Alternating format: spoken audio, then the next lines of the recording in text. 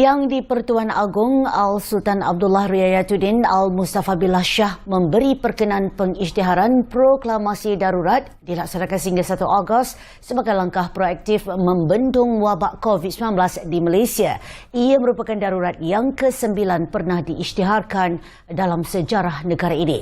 Pakar Perlembagaan Persekutuan Datuk Dr. Wan Ahmad Fauzi Wan Hussein berkata, berdasarkan Perlembagaan Persekutuan, yang di-Pertuan Agong boleh mengisytiharkan darurat di bawah perkara 150-1 jika darurat besar kepada keselamatan atau kehidupan ekonomi atau ketenteraman awam dalam persekutuan atau mana-mana bahagiannya telah wujud.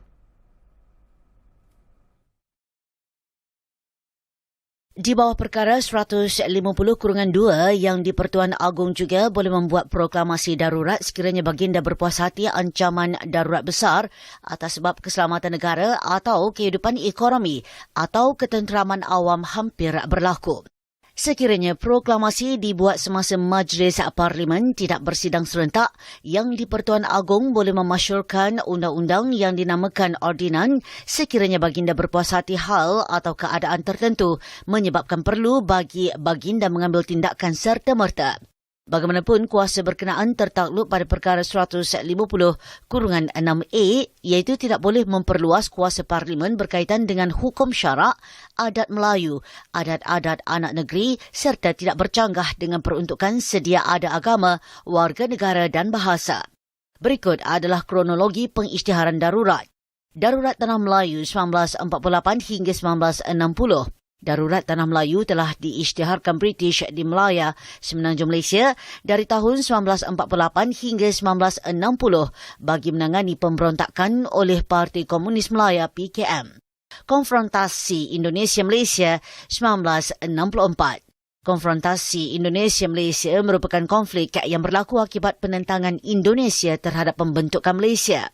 Perdana Menteri Malaysia pertama Tunku Abdul Rahman Putra Al-Haj telah mengisytiharkan darurat apabila tentera Indonesia menceroboh masuk ke sempadan Malaysia. Sarawak 1966. Kerajaan mengisytiharkan proklamasi darurat di Sarawak pada 14 September 1966 susulan krisis politik melibatkan Kerajaan Persekutuan dan Ketua Menteri Sarawak pertama Tan Sri Stephen Kalong Ningkan. Rusuhan kaum 13 Mei 1969. Peristiwa 13 Mei merupakan insiden rusuhan kaum pada tahun 1969 susulan pilihan raya umum Malaysia pada tahun itu.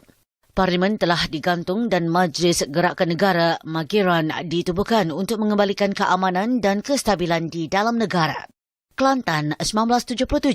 Darurat telah diisytihar oleh Yang di-Pertuan Agong Sultan Yahya Petra yang juga Sultan Kelantan ketika itu pada 8 November 1977.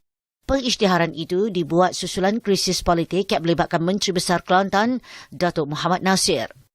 Jerebu 1997, 2005, 2013. Selain darurat yang berpunca daripada isu politik dan konflik antara kaum, darurat Jerebu juga pernah diisytihar pada 1997 Sarawak, 2005 Klang dan 2013 Muar dan Ledang.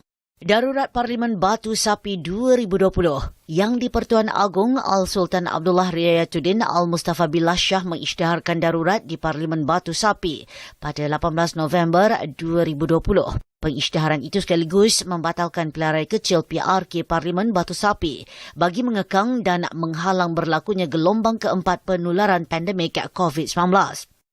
Darurat Parlimen Greek dan Dun Bugaya 2020. Yang di-Pertuan Agong Al-Sultan Abdullah Riayatuddin Al-Mustafa Billah Shah berkenan mengisytiharkan proklamasi darurat di Parlimen Greek, Perak dan Dewan Undangan Negeri Dun Bugaya Sabah pada 16 Disember 2020.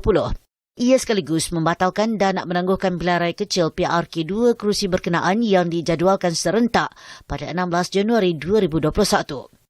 Pengisytiharan proklamasi darurat 2021. Yang di-Pertuan Agong Al-Sultan Abdullah Riayatuddin Al-Mustafa Billah Shah hari ini memberi perkenan pengisytiharan proklamasi darurat dilaksanakan sehingga 1 Ogos sebagai langkah proaktif membendung wabak COVID-19 di Malaysia. Al-Sultan Abdullah turut berkenan dengan cadangan kerajaan bagi pembentukan satu jawatan kuasa bas yang akan mengesyorkan kepada Seri Paduka Baginda sekiranya pelaksanaan darurat ini dapat ditamatkan lebih awal.